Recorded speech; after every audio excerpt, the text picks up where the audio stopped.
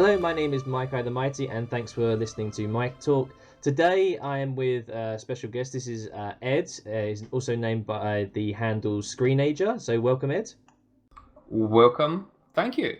Yes, and Ed is someone I met recently. Now, Ed is quite an active member of the community. He does a lot of also writing for different websites and has been heavily involved in the Guild Wars 2 scene. So, yeah, Ed, do you want to introduce yourself and just say, sort of what you've been involved in and actually how I met you for the first time?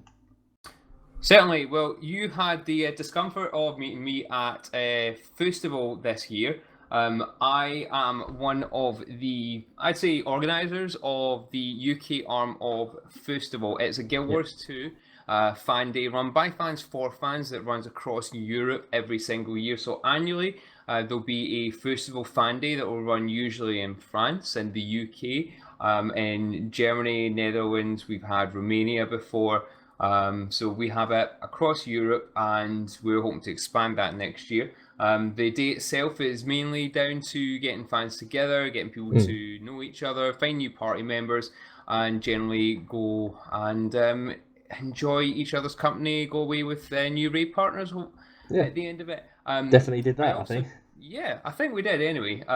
It's different to a lot of cons in that not only is it relatively small in comparison to more generic cons, it's relatively focused and it's run entirely by the fans. It's not for profit. It's basically a pure love for the game. I also do writing for a number of websites. I'm currently writing at the moment for the Goshkia team. Goshkia are a guild that sit on the NA in Sanctum of Realm and Guild Wars 2. They're a multi-gaming community. They've been around for roughly a decade or so. Now with literally thousands of members across different games, who launched a online quarterly magazine about 18 months ago, and I came on board a couple of issues ago now, and we're expanding. We had our first invite to E3 this year. We're going to Gamescom. Yeah, it's picking up massively at the moment. So we do huge number. Well, I say huge numbers, but we're doing very well. And I'm generating content for them at the moment. If you do want to go and check out the magazine, the community site will link you to that, and it's goshkia.com. So it's GAISCIOCH. You'll have a link in the description below. So for that. But yes, I do that. A lot of my stuff is over on my own site, which is characterselect.net, but that's just where I dump everything. Other than that, I do streams every Saturday with the team, not just on Guild Wars 2, but on stuff that's competitive gaming. So between all of that, I sleep and work. So if people out there listening, Ed is definitely someone who has his finger on the pulse for like sort of the MMO genre. And I do have to say, I did enjoy Festival really much. I did a video on that showing what some of the stuff that I got from Festival. And for me, one of the things that really stood out was watching Jebro. It was a dungeon run, sorry, and you had sort of the 4 PCs and I think a laptop and someone had brought. And I remember they were doing the dungeon runs, and then they did the jumping puzzle tournament. And I remember seeing this there was a little kid there, and his mum was sort of standing over his shoulder, sort of giving him advice, and sort of as he was playing, and that was really cool to see. So in that sort of, you can really get the sense of the community spirit, and just seeing some of the, like when he built one of the golems that you could build and the design a golem thing there. I felt I didn't go to the festival last year, I went this year, and I'll definitely be coming again next year. I felt it was a really good success, and you should keep an eye on this. So yeah, that was how I met Ed at Festival, and big credit to Ed for hosting that. I think you did a tremendous job. Actually being sort of the MC for the day, really. Basically, what happened was I'm the loudest, and nobody else wanted to do it. And Jebro does it anyway on his own. No, basically, it just comes down to it. I've done it before. I did it last year, and I'm the loudest. I don't really need a PA system, so I got up in front of everyone. The festival is it's a really good event, and we really enjoy putting it on. it's not just me; it's the rest of the team as well. Absolutely. So, you got Jebro's involved in it a lot of the time. Although he seems to be able to just rock up on the day, just have stuff and just roll with it. Must be experienced of streaming, and especially Tasha. Sam is a community leader in her own guild. She formed a guild called Mystic Spiral and has run charity events and charity streams. And she is so organized, it's unreal. I'm not saying I couldn't do it without her, but I couldn't do it without her. She is so organized, and it would take me 3 or 4 times the time to organize anything if it wasn't for Sam. So although I do a lot of the stepping up and talking about festival, at the end of the day, it's absolutely a team effort because frankly, I don't know anyone else that's brave enough to transport 90 char plushies in her own car. Yeah, 90 char plushies, that was quite epic. And yeah, just the stuff that we got from that event. You know, I'd been to Resd, which was the arena event. Well, it was the games convention in London, and that was where ArenaNet were doing their demos for Heart of Thorns, and that was a good event hosted. But I actually felt that the event, because there were massive delays, the internet went down. It wasn't just for ArenaNet; it was the whole area. But I actually felt Festival was much more. It was a bit more organised than the event at than Res. But obviously, can I quote that? Can I quote that back to the ArenaNet team when I next see them? I will. Mike says more organised than you. Yes, I do have to say though, you know, it was a bit problematic. You know, so many people wanted to play that demo, and I was like sort of 3 hour queue to get in there on the day I went, even longer the next day. But it's nice to see these type of events, and I know on my video that I did about Festival, there are a few people in America that obviously there's not a Festival in the US currently, is there? There's not, and we've seen some feedback that the US would like a festival there. We are hoping to expand into the US next year. We were very lucky in having Aurora Peachy partner with us to stream GW2 on the Saturday and link up her hosts from the UK to her from the event. So we managed to give it a lot of prizes through her pre-stream stream, and we also managed to have GW2 from the event.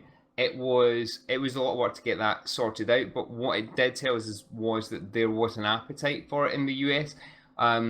It is problematic enough to find a venue when you're in the right country, so it's something we want to do, and if anyone has any experience in setting up gaming events, LANs of around 100 people, and that is kind of our maximum size really, is 100 people for a festival event, simply just because we want to keep it relatively tight knit. We want to make sure that everyone gets a chance to meet everyone. When you get too big, it becomes problematic.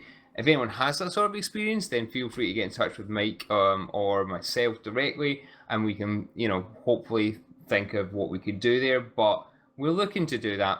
I haven't looked at it yet properly because, quite frankly, I've just about recovered from Festival and now starting to get ready for Gamescom. Cool. Well, let's actually get on to some Guild Wars 2 news and sort of talk about what's looking like for the future for Guild Wars 2. Now, Ed, you've told me that you've played a fair amount of World versus World, and let's come on and talk about that. Generally, on this, I've tried to shy away from World versus World because if anyone saw my account, or they'll see how little in the past 12 months I've actually played World versus World. I think I've gone up like 60 levels in the past 12 months, which is pitiful. But World versus World has been going through a bit of a sort of a renaissance, and since they got rid of the desert borderlands and brought back, not only did they bring back the Alpine borderlands, but they also brought in server linking. Now, for a player such as myself on NA, it's really sort of re-energized the player base, and a lot of more, you know, you're getting a lot of players that maybe had never experienced the massive Zergs, that had never been able to get into the top tier servers. They're actually being able to experience a lot of World versus World. There have been some issues, and as someone, Ed, you've been playing on. You're on one of the EU servers, aren't you? I am on Pike and Square in the EU, so we have been fortunate enough, or unfortunate enough, who knows, to not be linked with anyone. And so, I mean, because I know for NA, obviously, all the North American servers that obviously primarily speak English, but the way it's done on the EU servers, the language servers, specialty, so the French, the Spanish, they're the ones that have been linked up. There's not been two English-based servers linked up. Is that what's the situation? So generally, it's a little more difficult for the team at ArenaNet to link up servers in the EU because they've got to link language-based servers as best they can. So you would be right in that primarily it's language-based servers that will tend to be linked up at the moment. I mean, if you look at the matchup as it stands right now, he says just backing up to the matchup so that you can actually see it.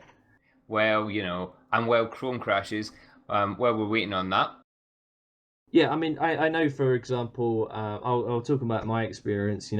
I've been on Tarnished Coast. I haven't ever changed servers. Even when prior to Mega servers, you could guest onto another server. I never did that. Yeah.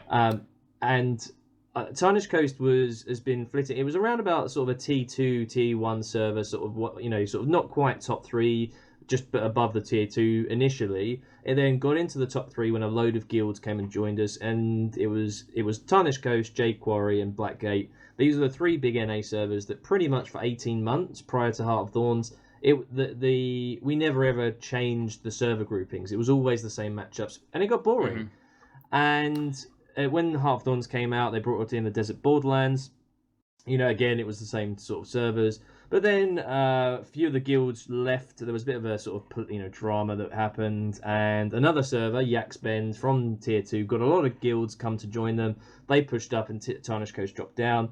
But since the server link-ups, Tarnished Coast has got an extra lot of players, and Tarnished Coast has moved back into T1. And for myself, one of the good things about this is seeing how a server link-up can be very, very handy. But obviously it depends who you're linked up with. But the downsides are that there are longer queue times, and this may be something that you may not experience just because of the server link ups. But for us, it can be difficult, especially on reset, to get into Eternal Battlegrounds. We're seeing queues of 180, and that's on a Friday, and it can be pretty frustrating for people that have always world versus world play that type of content, but for the EU, I guess what you're saying, you've stayed as your own server, and now you're fighting you're in a 2v1 situation for the entire week. It has a double-edged sword. So, first of all, although we are seeing language-based servers that are stacked up together, it's not entirely language-based servers. So we're seeing most of the language-based servers are linked together, but we are seeing there's 4 other sets of non-language lock servers that are linked up at the moment. And actually, you're finding, just checking the rankings now, that 2 of the top tier teams in the top tier matchup are actually linked servers. What you find though is, getting back onto what you were saying, it's more of a double-edged sword. It's great for population. And it's great for bringing people back, re-engaging players who are less incentivized to continue to go in on a persistent basis into World v World consistently. But what it does do is it does go ahead and provide issues with getting through queues. It provides coordination problems. It can It can have issues with coverage depending on what type of server you're playing with or against. It can provide issues with inter-guild drama. It can make some people feel like they don't have a home anymore. Yeah. And we've seen that on the forums with people QQing about the fact they don't have a home. It can be a double-edged sword. On the other hand, it can really reinvigorate World v World. It can make people feel like things are active all the time. Feel like they have to play. On the other hand, I've found that from my experience, and only personal experience, that the worlds that are linked are still probably not in a position to be coordinating effectively against worlds that have established communities at the moment. And it's one downside that you've kind of got to roll with, but in fairness to ArenaNet, this is a situation that they are being fairly and unusually active at communicating about, because quite frankly, communication about World v World has been variable in the past, Yes, yeah. and not in a positive way. There's a number of other things that have reinvigorated World v World, and it's not just world linking and population increases. It's things like reward tracks, changes Yes. to gear that's coming in, changes to vendor rewards that have just really increased the incentive to come in. Even little things like the way that the squad system's being utilized. It all makes, especially the reward tracks themselves, it really makes it much more rewarding just to go into World v World. Although the focus does very much feel like it is based on making it easier for casual players to come in and drop in, play for a while, get something out of it, and leave, rather than engaging persistence. Yeah. But that appears to be, or persistence within large communities that are constantly going into World v World. But I think that is indicative of the state World v World got into, that it didn't continue to keep large guilds that were going in and playing any, shall we say, hardcore fashion for a long period of time. Those Yes. still exist, but not in the same concentration as they used to, due to other historical issues with the game. Yeah, I mean, if you also look at now how ArenaNet have, it seems almost every week or so now we're getting a poll. They're being very more open with asking the community what they want done with World versus World. So they asked us what they wanted to do with reward tracks. They asked us, did they want to keep the borderlands or they want to rotate them? There was a little bit of indecisiveness. So instead of rotating between like having two borderlands and like sort of two alpine and one desert, they're now just going to rotate between desert and alpine, and they're going to change the server link ups every 2 months. So at least then you know if it's not going well for you. All right, you've got to wait a couple of months, but they will change, and so it's not going to be like this for a significant period of time. You know that eventually you're going to, I guess, determine, a bit of luck really what you're going to get ended up with. But I guess for you, are you kind of happy? You've mentioned obviously the issues you've had with server link ups. Maybe when they do the changes, you'll get linked up with another server. Would that be actually pleasing for you, or is that something you just wish that they do away with? I can live with it either way. To be honest, I'm quite happy that the Python community is flexible enough that they can deal with it. I mean, at the end of the day, there shouldn't be anything that should stop them, but different people have different priorities. Some people want their community to be their community and nothing else. Some people want to be in a low tier community so that they can have some freedom to go into World v World and do what they want. Some people don't want to have to queue all the time. Some people don't want the massive zergs that come with the equivalence of tier 1 any World v World experiences. But it's each to their own. The game developers have to try and please the largest amount of people for the most amount of time, and that relates to Guild Wars population. And let's face it, Guild Wars population is primarily casual. Yes. Whether we like it or not, and frankly, I can't even think of myself as a hardcore gamer anymore. I took one look at Black Desert Online and just went, nope, not got the time. I mean, my review of the comparison between BDO and Guild Wars 2 is, although they're different type of games, they are both MMOs, and Black Desert Online is a typical Korean MMO in which you get a lot of grind in that. But that's a debate for another day. I mean, what I want to ask is, okay, so for ArenaNet, okay, I've explained that I'm not a hardcore World versus Worlder. I'll dip in. I will do guild missions to do with World versus World on a weekend, but there's nothing that for me, I've achieved. I'm a legendary PvP player. I've just done. I got to legendary. I've been diamond the first 2 seasons. I've got a hell of a lot of achievements. I've done most of like all the PvE content. So I've done all the raid bosses. So I'm a PvE player and a PvP player. Surely then I should be a good target for World versus World, but yet I don't enjoy World versus World, and I'd consider myself a casual player. So would I be the audience that they're trying to attract to come into World versus World? And this is where I sort of, I'm a little bit sort of hesitant, because I know that there is communities out there for World versus World and that they have their set ways of doing things. And there are times when it can be a little bit intimidating just to come into World versus World for a little while. What would you say then, as someone as an experienced World versus World player that would try, obviously I am a casual World versus Worlder and ArenaNet are trying to get me to World versus World more. Is that a good thing for you, or is that something, you just want the world, sort of the World versus World to change how you want it and not let us filthy casuals to come into it? I think the more people we get playing, the better. Everyone has their place within that sort of game type. It's not just purely a numbers game. From my perspective, one of the key things to understand about World v World, and it's something that people don't tell you, is understanding the wider battle. So World v World, whether you play for PPT or that's points per tick for anyone that doesn't know what that means. That means play for points by capturing keeps, or whether you play just to kill other players. The one thing is, it's not 5v5. Other things can happen. You've got to understand the wider map and the wider battle and what's going on.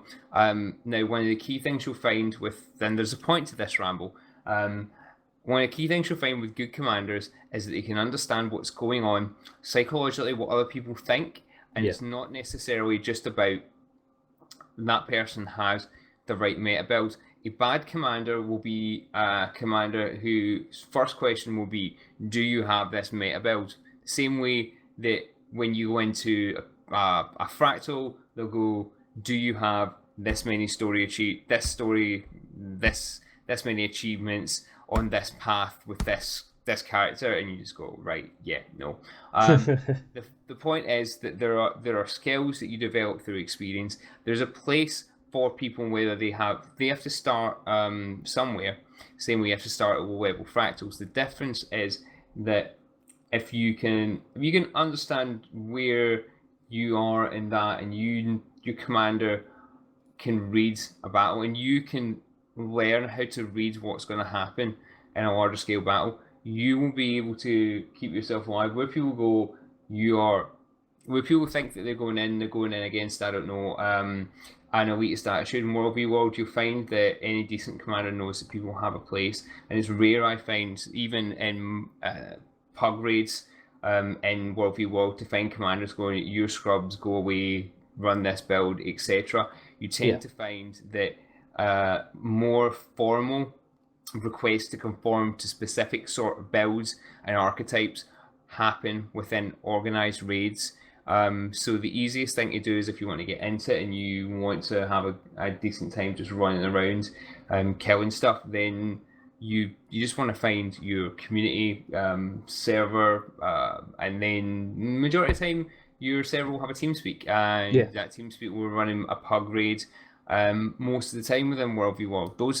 Just drop onto a map, ask someone if there's a server TeamSpeak, and 9 times out of 10 there will be, and you'll be welcomed on to follow, because it's better that you're there to learn than anything else. And casual players have their place. I don't think that casual players are anything that's wrong with the game. They are the best thing for the game right now, is to get more people involved in that aspect of the game. The game has long since lost its ability to retain hardcore World v World players for long periods of time. To be quite honest, that maybe dropped after 18 months or so. Yes, yeah. That started to see drop off after the game launched. It's not something that the game is built for anymore, and they are not seeing the production of content fast enough to retain hardcore World v Worlders. But what they have seen is, by bringing in casual players and making changes to make World v World more rewarding, that people are starting to come back. Even the hardcore players that left for a while are now starting to return. So they're starting to take the right steps, which is encouraging to see. Yes, I mean, again, they've introduced, as I said, the PvP, that's sort of the equivalent of the PvP reward track. You've got the World versus World reward track, and how that's obviously got a specialist armor set to do with World versus World. And generally, the World versus World, I think, it's definitely improved a lot in the past couple of months, and that's due to a number of changes. But it's not been just one thing, such as the server link up. I think the Borderland change definitely helped. I think the reward track definitely helped. And I think overall, World versus World is heading in a better place. And I think, I think just a few more things, and it will encourage, even me. I think the one thing that I'm really having to go reason motivation is to actually get some achievements done. But again, the achievements are really, really hardcore to actually get a lot of those done. So that's the sort of the state of World versus World. I mean, let's talk about now. Obviously, we're into June 2016, and we are not too far away from the 4th anniversary of Guild Wars 2's launch. So Wow. let's talk about what's going to be possibly coming up in the next couple of months regarding content. Do we think we are likely to see Living World in the next few months? I Or hope so. what other content do we expect in the next few months? Well, obviously, we've had raids, the final raid wings coming in this week, and I think that content's been outstanding. But what else can we expect from ArenaNet in the future? I think reasonably right now we have seen the PvP season 2. So that's ongoing. I don't think that we're going to see a huge amount of PvP content. We've not seen tons of massive balance passes on PvP, so you I have never to know say, that. I just did a video actually today on season 3 that this just happened, and I did get to legendary pretty damn quickly. I'm actually happy with how PvP is right now. Obviously, there are certain things to do with balances, but I think right now PvP is in a decent spot. You've got obviously the esports scene, which has its own controversies, but again, that's another time. But I do think that PvP right now is in a fair old spot. So they've got a set schedule for that.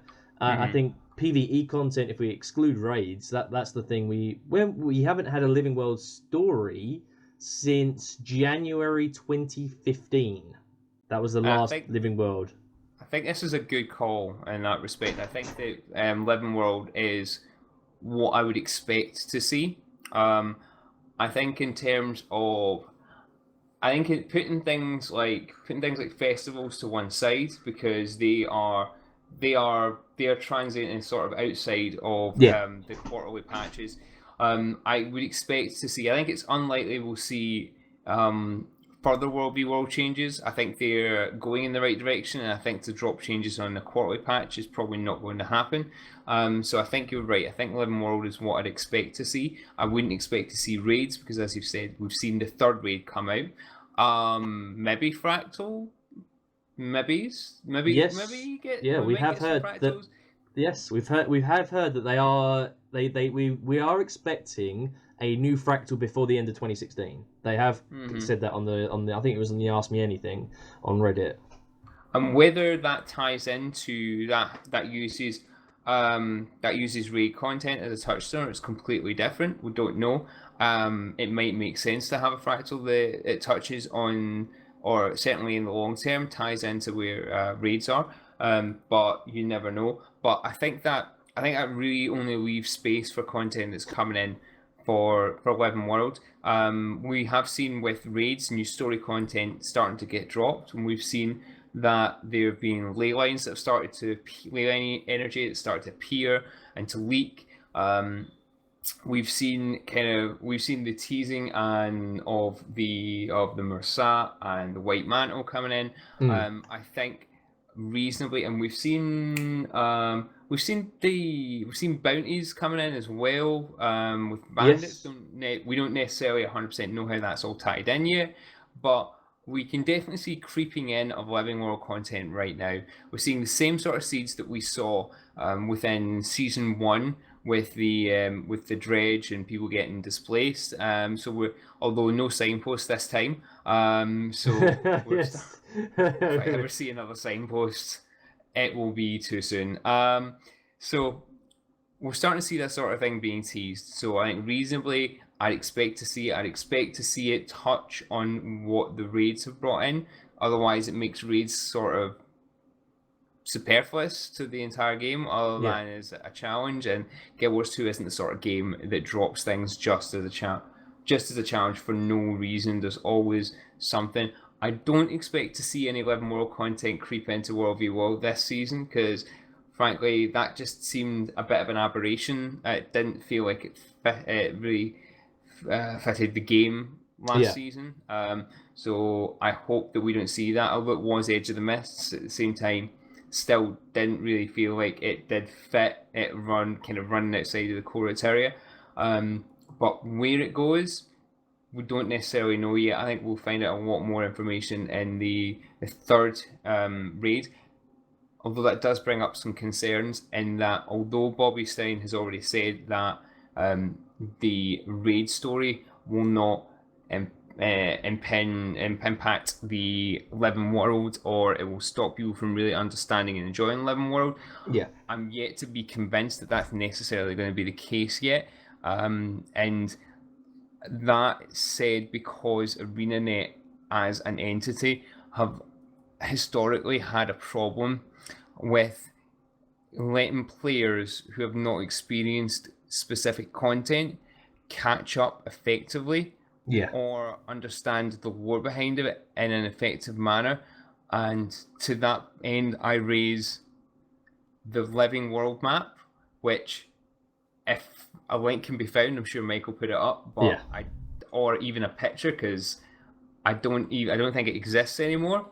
And that the Living World map, if we can't find a link, was an attempt by ArenaNet to allow people to catch up with the first season of Living World after it had been and gone, because it was transient content, didn't come back, it never has come back to replay, and it effectively required you to hover over locations in a map and watch little bits of low text, I think it was, coming up and telling you what had happened in that world. It was really ineffectual at the time. It turned out the most effective way to let players catch up was either to let them replay content or to produce very easy to find videos.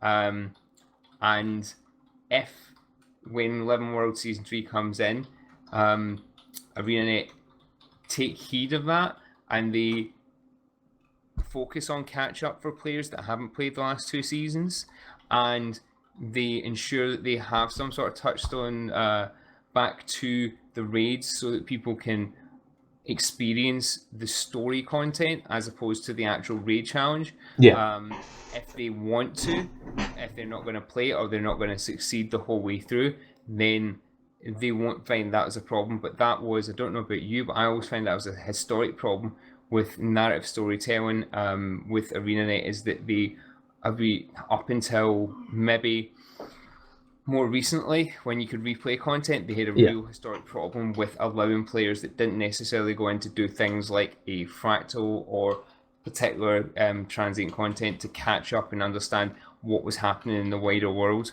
Yeah, I mean, I think that was the initial policy of ArenaNet, to actually make sure players would keep coming back, because the whole big thing was the world is actually going to be changing as you're playing it, and it's going to change forever.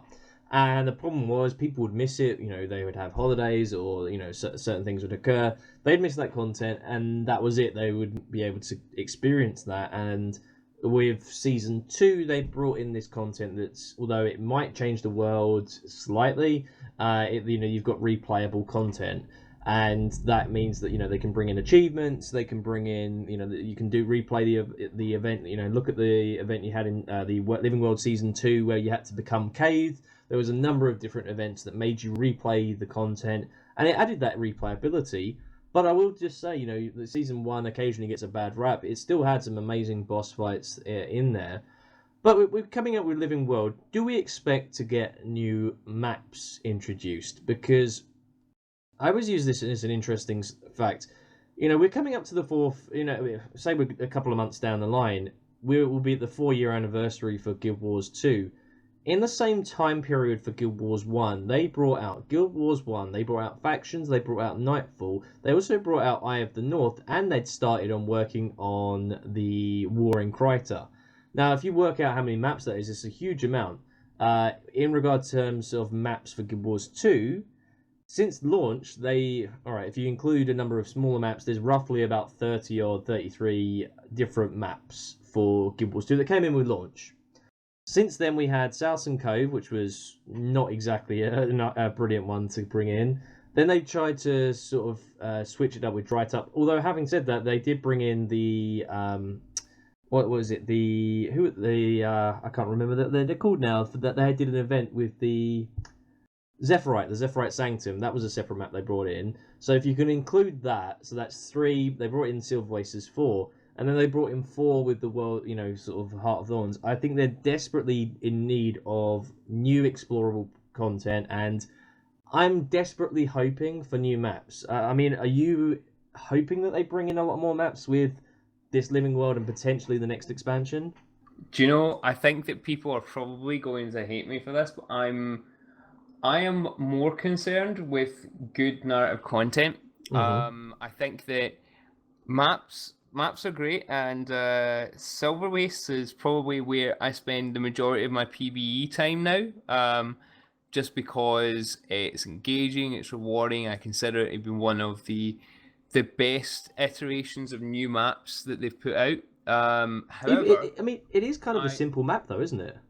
it is, but it pushes players to engaging content in a cooperative manner that maybe is not entirely dissimilar to playing PPT for World v World. Maybe Yeah. that's why I take it, but I do feel that I feel like I achieve something when I go in there. I feel like players work together. I don't feel like there's any animosity in it. I really do feel like I love that map. I'll still go in and play it all the time when I go into PB. Yeah. However, what I do miss is I miss good narrative content. I miss knowing what's happened to the characters that we share that world with.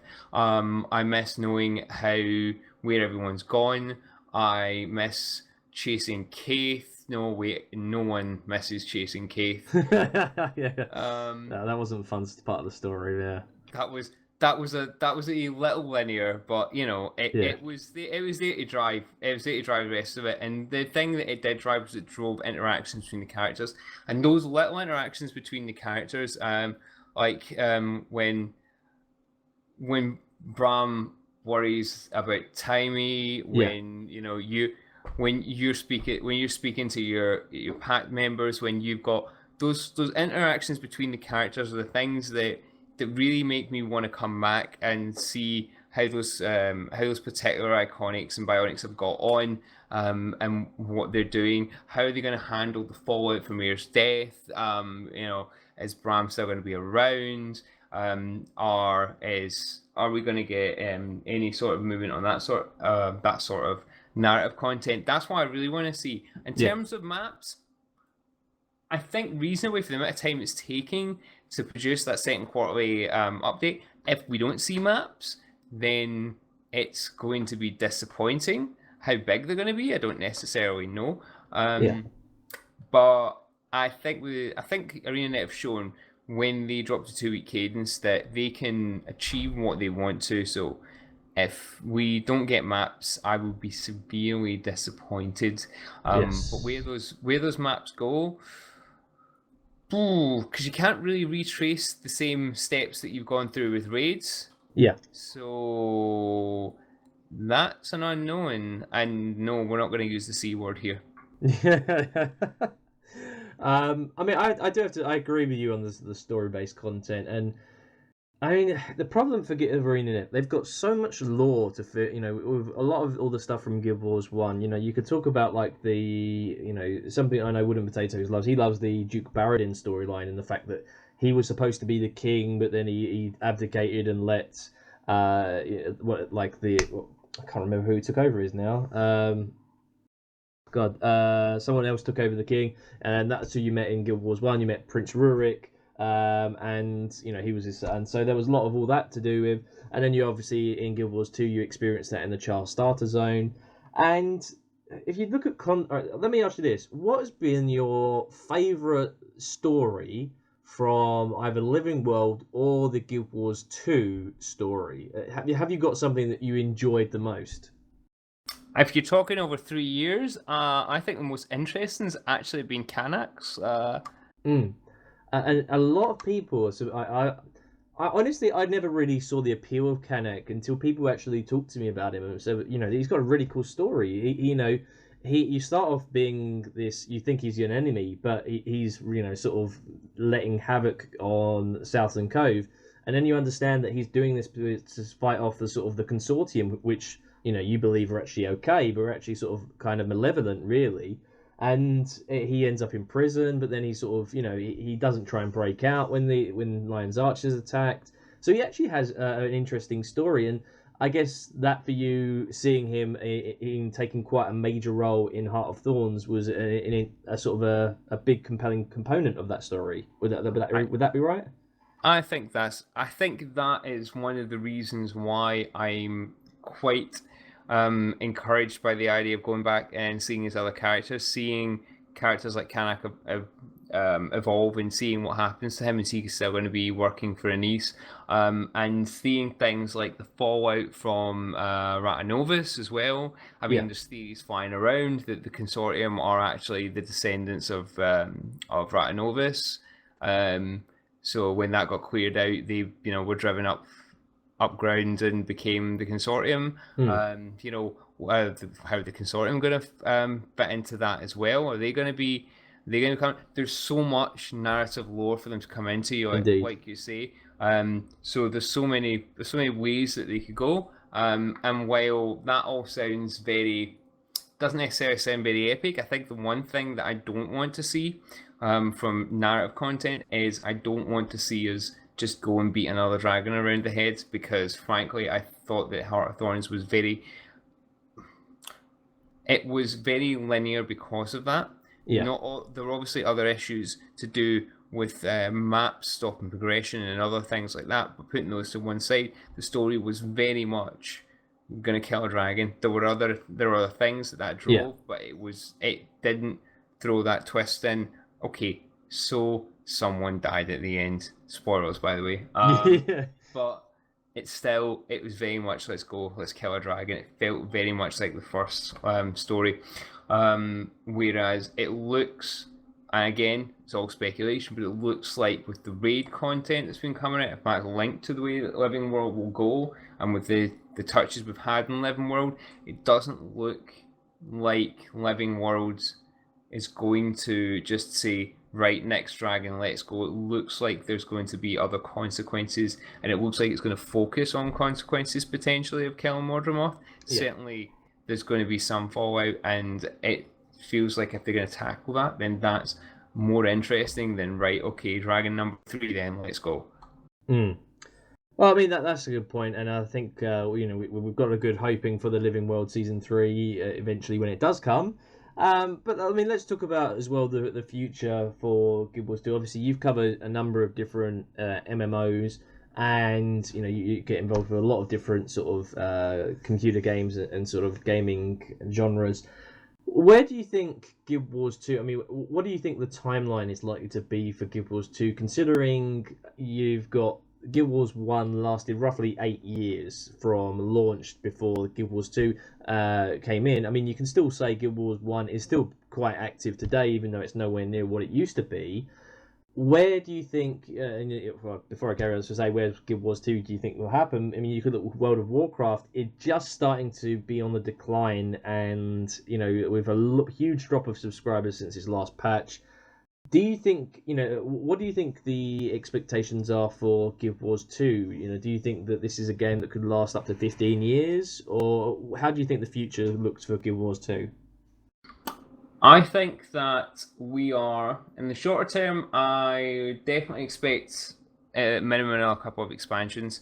I think the big decider is going to come round about the next 3 years or so. I think depending on the numbers we see there, or depending on what is going to happen long term for Guild Wars 2. I do not think, based on the rapidity of content that we are seeing at the moment, I do not honestly believe we are going to down all the dragons before the game finally moves on. I really don't. I would love to do so, but if we do it one dragon at a time, it's not going to make it. World of Warcraft would have trouble doing that many dragons in that much time with one pair, even with one pair expansion. WoW would not get through. WoW is going to be lucky to get through enough expansions as it is to be able to down as many dragons as we've got to do. So it won't happen. The game itself, we're on 4 years now, and I think if we see it at 7 years, 7, 8 years, then we are probably done well at that stage. To be honest Yeah. with you, we so if this is halfway there, then I think we'll have done well. It is. I'd have to double check right now, but I do not believe that outside of Lineage, I don't believe we've had an MMO that's anywhere near that sort of length of time. Anyway, I'd have to Yeah. double check that right now, but Lineage is the only one that strikes me that has that sort of persistence, and that's in Korea as it is. You could 7 years. say Guild Wars 1, but I mean they've not had really any major updates in the last 2 years. And again, I still think there's an audience for Guild Wars 1. I still think that they could have put some like living well content in there. But do you think Guild Wars 2 will outlast then? Do you think that it'll outlast Guild Wars 2? Sorry, Guild Wars what? Do you think Guild Wars 2 will outlast Guild Wars 1? Guild Wars One is a different beast. It's a relatively low cost endeavor for ArenaNet at this stage. It's an instance-based game that barely takes up any server time or money, and can just carry on spinning away for as long as they've got servers kicking around that they can afford to run. Then, frankly, wouldn't surprise me if we see microtransactions tied through. But Yeah. I don't particularly think that it's a game that it costs a lot of money to run, so it could spin on in fairly indefinitely. But you're right, there is an audience for it. I think the audience for Guild Wars 2 are generally intrinsically different. Your hardcore Guild Wars 2 player will have played or will play Guild Wars 1 at some point. Your casual Guild Wars 2 player will probably not. It's a much more expensive game to run, to host, to develop for at this stage, and it relies on those casual players. I feel it's a better game for it. Yeah. My own opinion, not for several reasons, but I do feel that that means that it is much more more fickle audience are capable of bringing the game down quicker. Just because it relies on that larger, more fickle audience to sustain it. So I think if we see 7 years, we'll be doing well. I think it's fairly safe to say that Guild Wars 3 is not in development at this stage. And Yes. it would not surprise me if when Guild Wars 2 does reach its final day, that we see a pause before we see anything else coming out of ArenaNet. And frankly, I've got to be blunt about it. I do not see the long-term strategy being developed at ArenaNet right now, bearing in mind their organizational structure, the changes that have gone on, the people that have left, and some of the people that have left are the very same people that would work on that long-term strategy, if that makes sense. Yeah. Game directors, design heads, the sort of people, narrative leads, the sort of people that would not that you would require for that longer term strategy. These are the people that will sort of, not to say the team there aren't great, because they are great at what they do, but they're going through changes at the moment, so you can't necessarily say what the long term structure is going to be. I do think though that the game itself will rely on the writing and the narrative that it takes. It is not. It's got a healthy esports scene. It is not dominant in esports. It has a healthy World v World scene, but as far as I can tell, let's be blunt, I like World v World, but it does nothing but just chew up server time and data center information. It doesn't. We as players in World v World don't generate the money. I didn't buy Heart of Thorns for World v World. Yeah. And if I only want to play World v World, I bought Heart of Thorns to play through the storyline and get access to the new maps. It's that narrative content that sells it and keeps the game going, so it's all dependent on how that narrative content goes. Yeah. Well, I'll tell you what, it's been great chatting to you. Let's end on something sort of a bit more upbeat. Let's give you a few little questions. I mean, for you, what is it that you like most about Guild Wars 2? If there's something that you could change, what would it be, and what would you hope for the next? What would, if you could ask for one thing in Guild Wars 2, what would it be in the next 12 months? So they're your three questions. What is it that you like the most? What thing would you change, and what thing would you like to bring in? What do I like the most about Guild Wars 2? Stomping for Pike. No, what do I like most about Guild Wars 2? That is a hard one to pin down, but I think I probably have to say, despite the fact that I love World v World, the writing and the interaction between the characters in the game is still something that just blows me away. You can turn around and just have those little things. There's things like cultural diversity and language options, and Silvari get different content in Heart of Thorns. You've got the fact that when Air died, Bram actually reacted like you'd expect someone to react. The writing and voice acting really make you feel like you have some sort of empathy for the characters that you're playing with. And frankly, Pling de Plong of blah blah blah in World of Warcraft, where he goes and tells you to kill 10 pigs, is just like, I do not care. I have no empathy for those characters whatsoever, and standard questing doesn't cut it. Really good narrative writing does, and that's what I love about Guild Wars 2. What would I change in Guild Wars 2? Well, I'd say that I have one thing that I would change in Guild Wars 2, or one thing that I would introduce in Guild Wars 2, and it has been